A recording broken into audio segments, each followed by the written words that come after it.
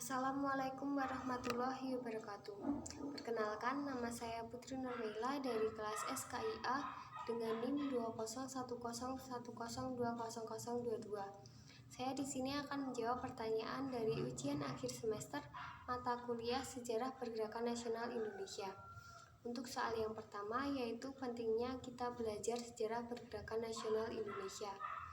Kita sendiri pun dapat mengetahui dan memahami bahwa pendidikan merupakan salah satu senjata yang ampuh untuk keluar dari penderitaan pada masa penjajahan. Kita pun akan semakin menghargai atas jasa-jasa para pahlawan yang telah melakukan perlawanan dan pembebasan terhadap penjajah. Serta kita pun akan semakin memperkuat rasa persatuan dan kesatuan bangsa. Untuk soal yang kedua yaitu mengenai usaha-usaha apa saja yang dilakukan oleh organisasi pada masa pergerakan nasional. Pergerakan nasional sendiri awalnya dimulai pada tahun 1908. Pergerakan nasional ini muncul akibat adanya faktor-faktor baik dalam negeri maupun luar negeri.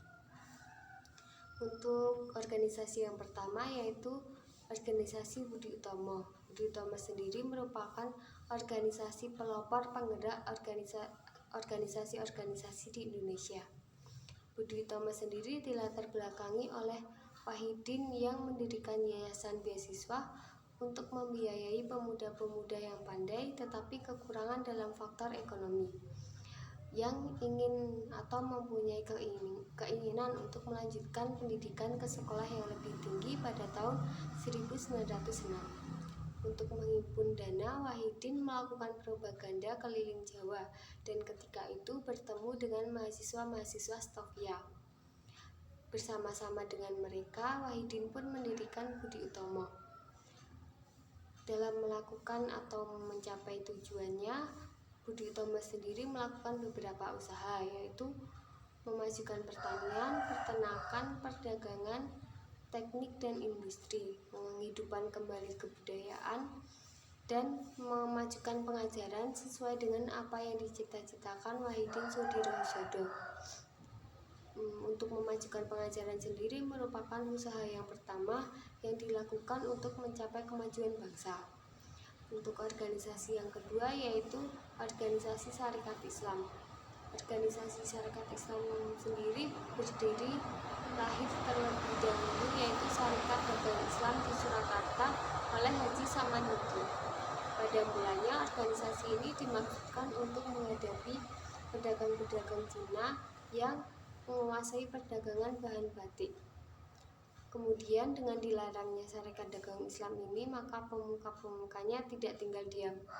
Dengan bantuan Tirto Adisuryo dan Hos Cokro Aminoto dibangunlah organisasi baru sebagai wadah yang lebih organisir yaitu Sarekat Islam pada tahun 1912.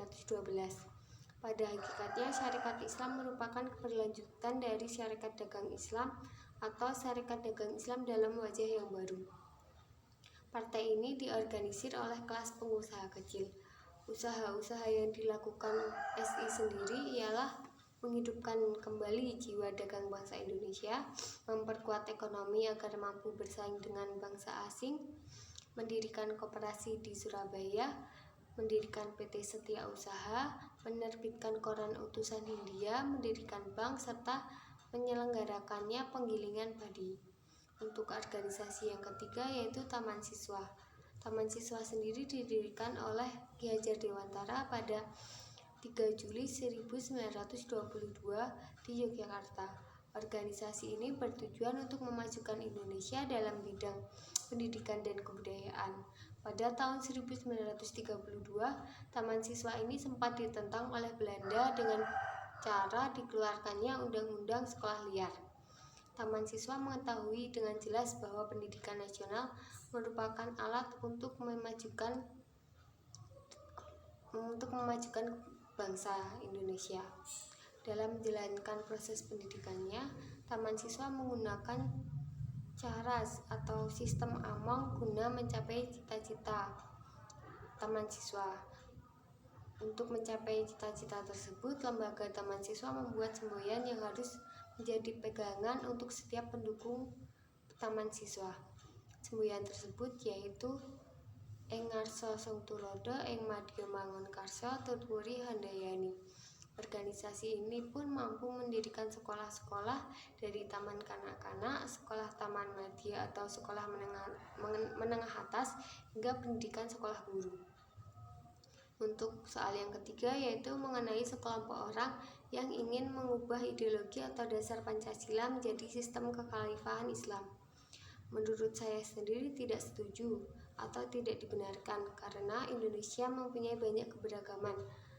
Contohnya yaitu keberagaman dalam adat istiadat serta keberagaman dalam agama. Tidak semua masyarakat Indonesia menganut agama Islam. Jika digantikannya dengan sistem kekhalifahan yang hanya berfokus pada pemerintahan Islamnya saja, maka akan menimbulkan perpecahan dan ketidakseimbangan dalam negara. Di samping itu juga kita pun harus mengingat akan semboyan bangsa Indonesia sendiri, yaitu Bhinneka Tunggal Ika, yang berarti berbeda-beda tetapi tetap satu jua.